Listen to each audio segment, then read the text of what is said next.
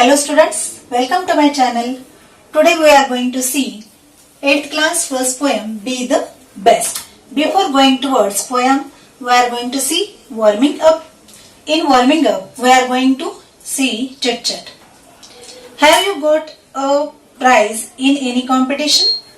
तुम्हाला एखाद्या कॉम्पिटिशन मध्ये प्राइज मिळालेला आहे का? तर इथे दोन प्रकारे तुम्ही आन्सर लिहू शकता. This is a verbal question. Yes, I have got a prize in drawing competition or elocution competition. आणि दुसऱ्या प्रकारे तुम्ही घेऊ शकता I haven't got a prize in any competition. Second आहे How did you feel at that time? त्यावेळेला तुम्हाला कसं वाटलं? आता इथे yes वर ते डिपेंड आहे. जर तुम्ही yes म्हणत असाल तर त्याचा आन्सर आपण देऊ शकतो At that time I felt very happy.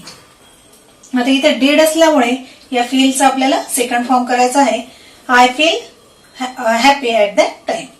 Third question have you ever failed in your efforts? तुम्ही नेहमी तुमच्या प्रयत्नांमध्ये अपयशी होता का? तर हे पण व्हर्बल क्वेश्चन आहे. इथे आपण घेऊ शकतो no sometimes I failed in my efforts. Fourth do you think we should accept success as well as failure?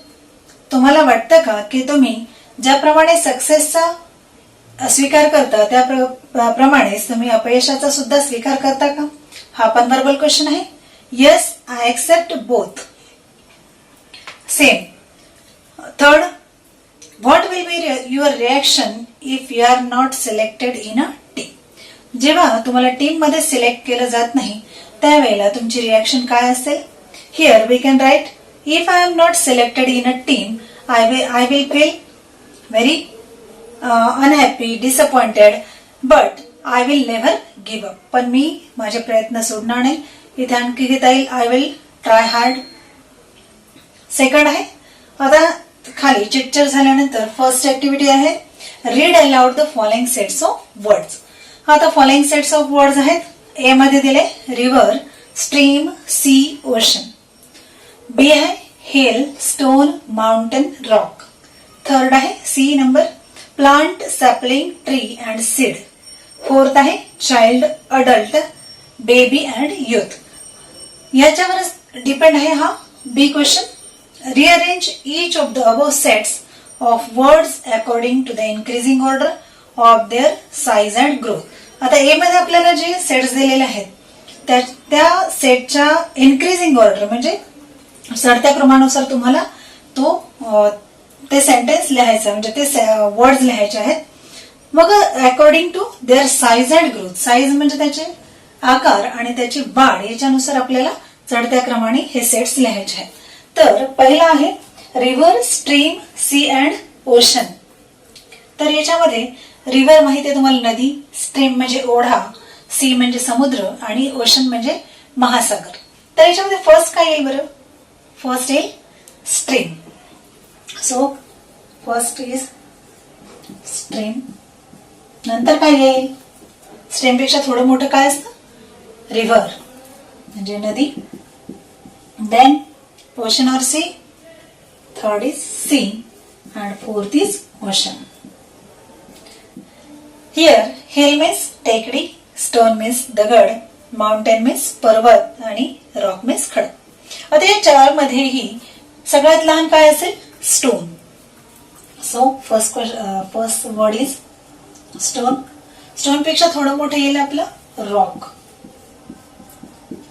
नंतर दिलं आहे हिल जे टेकडी अँड देन माउंटेन.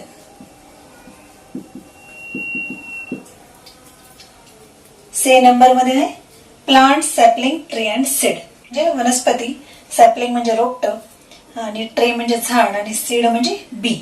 आता मग सगळ्यात पहिले काही सीड, नंतर छोटस रोपट येतं सॅपलिंग. आता हे इट्स अकॉर्डिंग टू ग्रोथ. आता ह्याच्या वाढीनुसार आपण इथे क्रम लावत आहोत. Sapling, then tree, sorry seed, sapling, plant, then tree. आणि डे मध्ये आहे child, adult, baby and youth. तर चाइल्ड म्हणजे लहान मूल, अडल्ट प्रौढ व्यक्ती, बेबी युथ मीन्स तरुण. तर इथे काय येईल मग सगळ्यात पहिले baby, then child, then youth आणि देन अडल्ट. अशा प्रकारे याचा आपण क्रम लावलेला आहे. आता आपण पुढची ऍक्टिव्हिटी पाहू. Second question. नाव second question is in your pre primary classes you must have learn the story of the lion and the mouse. तुम्ही तुमच्या प्री प्रायमरी क्लासमध्ये ही गोष्ट नक्कीच ऐकलेली असेल, सिंह आणि उंदीर. Read the story in English and fill in the gaps using words given in the box. आता आपल्याला काही खाली बॉक्स मध्ये काही वर्ड्स दिलेले आहेत आणि ते आपल्याला या गॅप्स मध्ये भरायचे आहेत. आता ही स्टोरी माहिती असल्यामुळे तुम्ही सहजतेने अंदाज काढू शकता. त्याच्यासाठी तुम्हाला फक्त याची मिनिंग माहिती असायला हवी. हेल्प मीन्स मदत करणे, अँग्रीली म्हणजे रागाने, कॉट पकडला गेला, फॉरेस्ट जंगल, माऊस उंदीर, किल ठार मारणे, रोअर्ड म्हणजे गर्जना केली, फ्रीड म्हणजे मुक्त केले, चूड म्हणजे दाताने चावणे, हर्ड मीन्स ऐकले आणि लाफ्ड मीन्स हसला. Now start. We are going to start the story. A lion was sleeping in a. Where a lion was sleeping in a. Which word we are going to use? In a forest. So underline that word and write here.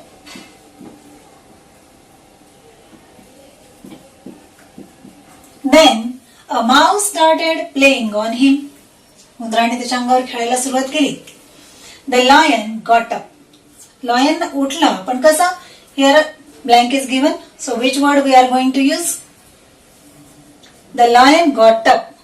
कसा उठला? रागाने उठला. So which word we are going to use? Angrily.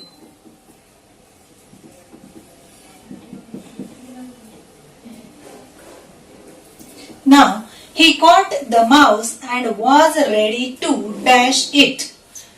He caught the mouse. त्या सिंहाने उंदराला पकडले आणि was ready to आणि तयार झाला कशासाठी? To dash it. तर इथे to असल्यामुळे एक लक्षात घेऊ शकतो आपण फर्स्ट वर्ब इथे यूज करणार. So kill is the first word.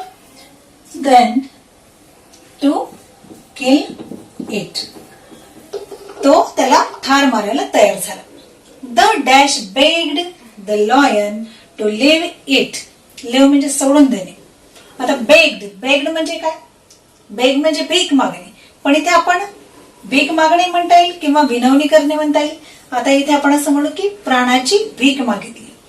तर कोणी मागितली मग? तर dash begged the lion to leave it. सिंहाकडे त्याच्या प्राणाची भीक मागितली. कोणी मागितली? Here the word is given mouse. Then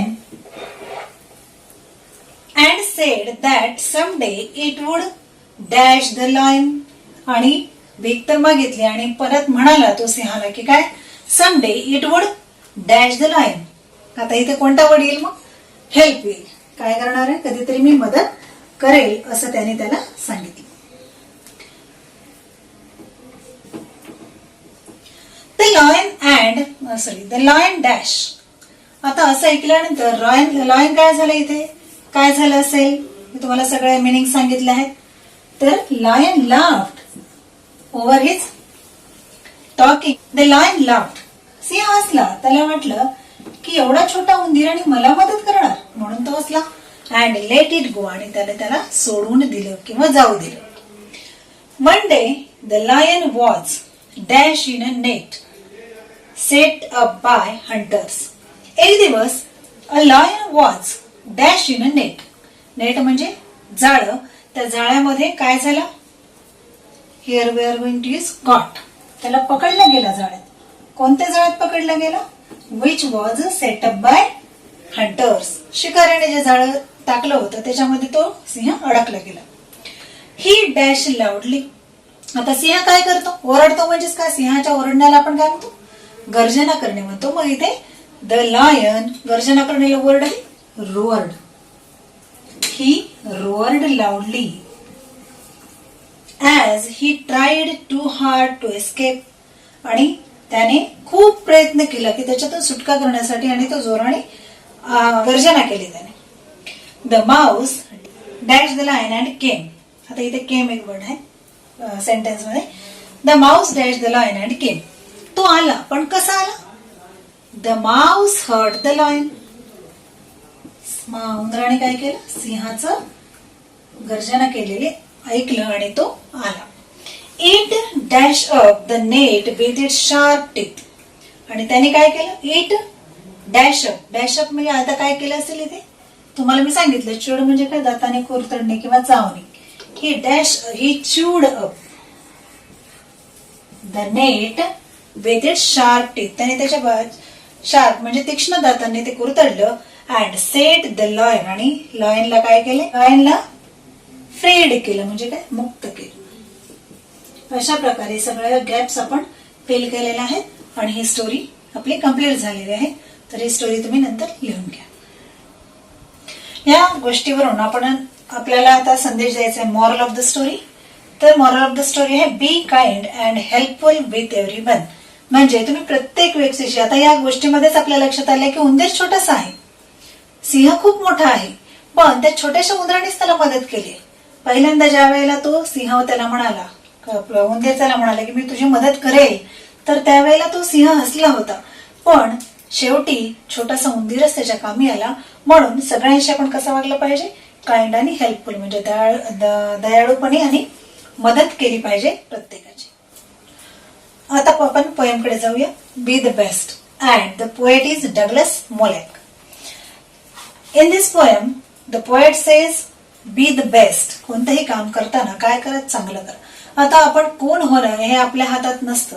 आपल्याला कोणता जन्म मिळतो हे आपल्या हातात नसतं. पण जे आपल्याला जन्म दिलेला आहे किंवा आपण जे काही बनलेलं आहे ते आपण सर्वोत्तम रीतीने जगलं पाहिजे. आणि जे आपल्याला काम दिलेलं आहे ते आपण आनंदाने आणि सगळ्यात जेवढं चांगलं करता येईल तेवढं चांगलं केलं पाहिजे, हे या कवितेतून सांगितलं आहे. So be the best. If you can't be a pine on the top of the hill. Top of the hill टेकडीचा सगळ्यात वरचा भाग. If you can't be a pine tree. Pine एक झाडाचा प्रकार आहे. जर तुम्ही एखाद्या उंच टेकडीवरचा पाईन ट्री बनू शकत नसाल. पाईन ट्री म्हणजे खूप उंच झाडं असतात आणि ते पण टॉप ऑफ द हिल म्हणजे सगळ्यात. आता आपल्याला थोडं लहान असले की आपण दुसऱ्याकडे पाहून मी असं असतो तर, मी ह्या ठिकाणी असतो तर, असं आपण विचार करतो. मग जर तुम्ही पाईन ट्री बनू शकत नसाल, be a scrub in the valley. Valley means दरी. तर काय बना? स्क्रब. स्क्रब म्हणजे छोटी छोटी बारीक बारीक झाडं असतात, झुडपं असतात, बुश म्हणता येईल आपल्याला तिथे. Be a scrub in the valley. काय व्हा? दरीतील एक झाड व्हा, छोटस बुश व्हा. But B the best. पण कसं व्हा? बी द बेस्ट. सगळ्यात चांगलं उत्कृष्ट व्हा. जर तुम्हाला पाईन ट्री सारखं उंच होता आलं नाही तर तुम्ही काय करा? स्क्रब बना व्हॅली मधलं. पण कसं बना? बेस्ट बना. So the poet says if you can't be a pine tree on the top of the hill, be the scrub in the valley. तुम्ही काय करा? व्हॅली मधलं एक छोटस बुश बना जर तुम्हाला टेकडीवरचं मोठं ट्री होता नाही आलं. But B the best. कसं बना? सर्वोत्तम बना. The best little scrub by the side of the reel. आणखी स्क्रब कसं म्हणता येईल? Side of the reel. Here reel means a stream, छोटासा ओढा. So be the scrub by the side of the reel. एका छोट्याशा ओढ्याच्या ठिकाणचं स्क्रब सुद्धा तुम्हाला म्हणता येईल. पण कसं बना? सर्वोत्तम बना. Be a bush if you can't be a tree. If you can't be a tree, be a bush. But when you be a bush, be the best which you had. जर तुमच्यामध्ये जे चांगला गुण आहे, तुम्हाला मोठं नाही बनता आलं, तुम्ही श्रीमंत. आता आपण एक उदाहरण घेऊया की खूप श्रीमंत व्यक्ती आहे आणि तिला श्रीमंत आपलं एक छोटा गरीब व्यक्ती आहे. त्याला त्या व्यक्तीकडे पाहिल्यानंतर त्याला वाटतं की मी याच्यासारखं श्रीमंत झालो पाहिजे. पण तुम्ही आहे तेच काम करत असाल, छोटंसं काम करत असाल, पण त्या कामामध्ये तुम्ही सर्वोत्तम झाला तर त्याच्याबरोबरच तुम्हाला तेवढं महत्व प्राप्त होईल आणि हळूहळू तुम्ही सुद्धा मोठे बनाल, श्रीमंत बनाल. सेकंड आहे if you can't be a bush, be a little bit of grass. जर तुम्ही बुश बनू शकत नसाल म्हणजे काय? आता इथे आपल्याला बुश बनायला सांगितलं, स्क्रब बनायला सांगितलं, पण सेकंड स्टान्झामध्ये पोएट म्हणतो if you can't be a bush be a little bit of grass. छोटं गवत माहितीये तुम्हाला, त्या गवत छोटस गवत बना. जर तुम्हाला झुडूप नाही बनतात तर छोटस गवताचा एक तुकडा बना. And some highway happier make. आणि काय करा, हायवे जे आहेत तुम्हाला माहिती आहे हायवेच्या बाजूला मोठी मोठी झाडं तर असतात, त्याबरोबर बारीक बारीक गवत सुद्धा आजूबाजूला असतं. काही लोक तर हौशेने लॉन लावतात माहितीये तुम्हाला, आणि ते लॉन किती सर्वोत्तम दिसतं, आपल्या नजरेला ते सौंदर्य प्राप्त करून देतं, म्हणजे आपल्याला आल्हाददायक वाटतं. मग पोएट म्हणतो if you can't be a bush be little bit of grass and make the highway happier. आणि हायवेला सुंदर बनवा, आनंददायी बनवा. If you are a muskie, then just be a bass. Here, muskie and bass are the types of fish. Muskie is a big fish and a bass is a small fish. You aren't म्हणावं लागेल इथे. If you aren't be a muskie, just be a bass. जर तुम्ही मस्की बनवू शकत नसाल, म्हणजे मोठी फिश बनवू शकत नसाल, तरी पण काय बना मग, बास म्हणजे छोटा मासा बनला तरी काय हरकत आहे. But be the best, but the liveliest bass in the lake. बास बनलं तरी हरकत नाही, छोटस फिश बनलं तरी हरकत नाही, पण आनंदी फिश बना. जर एखादी व्यक्ती खूप श्रीमंत आहे आणि नेहमी दुःखात राहत असेल, नेहमी टेन्शन मध्ये राहत असेल, आणि एक साधारण व्यक्ती आहे, तिला कमी मिळतं, कमी इन्कम आहे, साधारण तिच्या ते जेमतेम त्याच्या गरजा तो भागवू शकत असेल, आणि पण तो समाधानी आहे, तर त्या श्रीमंत व्यक्तीपेक्षा हा आनंददायी व्यक्तीच अधिक प्रसन्न राहील, अधिक आनंदी राहील. म्हणून काय म्हणतो पोएट डगलस, काय म्हणतात, if you aren't be a musky then just be a bass. जर तुम्ही मस्की बनवू शकत नसाल तर बाज बना. But the liveliest fish in the lake, म्हणजे सरोवरातली सगळ्यात आनंददायी फिश तुम्ही बना. या दोन्ही स्टान्झामधून पोएट सांगतो काय बनायचं आपल्याला, be the best. The third stanza, we can't all be captains, we have got to be crew. There's something for all of us here. There's big work to do and there's leisure to do. And the task you must do is the near. In this stanza, the poet Douglas says, we can't all be the captains. Here, we have got to be crew. Crew means sailors who work on a ship. Crew म्हणजे काय, खलाशी. आणि captain, आता तुम्हाला माहिती आहे जहाज चालवणाऱ्या जो मेन असतो त्याला कॅप्टन, आणि बाकीचे काम करणारे लोक आहेत त्याला क्रू म्हणजे खलाशी म्हणतात. So here poet says we can't all be the captains. प्रत्येक ठिकाणी एक मेन व्यक्ती असते. सगळेच जर कॅप्टन झाले तर मग हाताखाली काम कोण करणार. तुम्ही क्लासचं उदाहरण घेऊ शकता. एखाद्या मुलालाच कॅप्टन केलं जातं, सगळ्यांना केलं जात नाही, आणि त्याच्या सगळ्या सूचना ज्या आहेत ते बाकीचे मुलं ऐकतात. मग इथे सुद्धा पोएट म्हणतो we can't all be the captains. आपण सर्वच जण, प्रत्येकाला वाटतं मी श्रेष्ठ झालं पाहिजे, मीच कॅप्टन झालं पाहिजे, पण it is not possible. We have got to be crew. आपल्याला मग एखाद्या कॅप्टन झाल्यानंतर आपल्याला काय व्हावं लागेल, क्रू व्हावं लागेल, खलाशी व्हावं लागेल. There is something for all of us here. आपल्यासाठी सुद्धा काहीतरी काम आहे. प्रत्येकाला ज्याचं त्याचं काम नेमून दिलेलं आहे. कॅप्टनला कॅप्टनचं काम करावं लागतं, क्रूला त्याचं काम करावं लागतं. There is something for all of us here.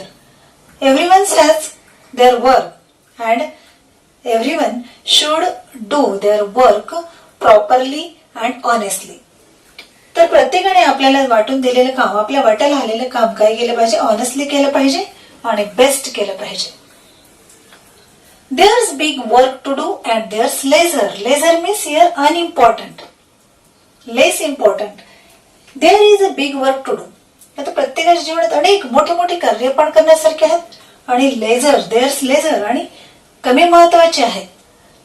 To do and the task you must do is the near. आता प्रत्येकाच्या जीवनात महत्वाची कामं आहेत, कमी महत्वाची आहेत.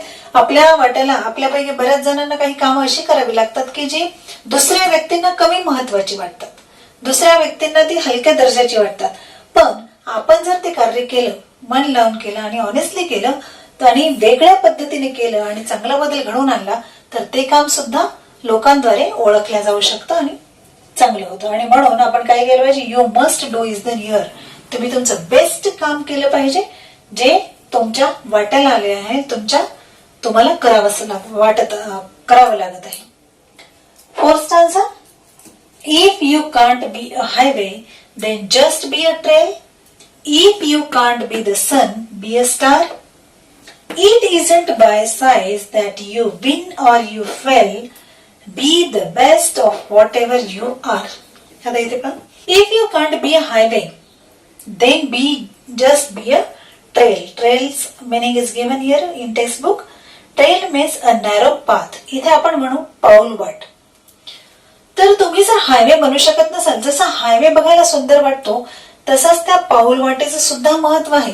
खेड्यामध्ये बघा तुम्ही शेतांमधून जाताना ती पाऊलवाट आपोआप पडते आणि शहरामध्ये तर हायवे असतातच.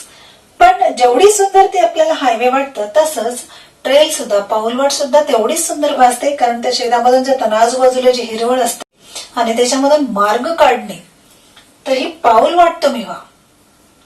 हायवे होता येत नसलं तरी तुम्ही पाऊलवाट व्हा. If you can't be the sun be a star. If you can't be a sun म्हणजे तुम्ही सनची जागा घेऊ शकत नसाल, सन बनू शकत नसाल, तर छोटीशी चांदणी व्हा. चांदणीचा सुद्धा प्रकाश असतो पण कमी असतो, पण ती जरी झालात तरी काय करायचंय, बी the best. It isn't bye size that you win or you fail. This line is important. It isn't bye size that you win or you fail. तुमच्या साईजवर, तुमच्या दिसण्यावर, तुमच्या वागण्यावर, तुमच्या साईजवर आणि तुमच्या दिसण्यावर ठरलेलं नसतं काय, you win or you fail. नाही, त्या मुलाची किंवा त्या व्यक्तीची हाईट कमी आहे, तो काय सक्सेस होणार नाही. किंवा तो खूप उंच आहे, नाही तो कुरूप दिसतो, मग तो तर सक्सेस होणारच नाही, असं कधीही नसतं. छोटी व्यक्तीही चांगली बनू शकते, कुरूप व्यक्ती सुद्धा हुशार असू शकते, ब्रिलियंट असू शकते, इंटेलिजंट असू शकते. आणि तुमचं यश हे तुमच्या साईजवर किंवा तुमच्या दिसण्यावर. Your success will not depend upon any size or your looks. So, whatever you have, you try to be the best. Be the best of whatever you are. मग काय करायचंय, डगलस काय म्हणतो, whatever you are. तुम्हाला जे काम वाटून दिलंय, तुमच्याकडे जे काम आहे दिलेलं आहे ते तुम्ही कसं करा, बी द बेस्ट. आता या नॅचरल गोष्टींमधून डगलस यांनी काय केलं आहे, सगळ्यांना एकच मेसेज दिला आहे प्रत्येक स्थानामध्ये, टू बी द बेस्ट. यानंतर आपण पुढच्या व्हिडिओमध्ये याचा वर्कशॉप करू.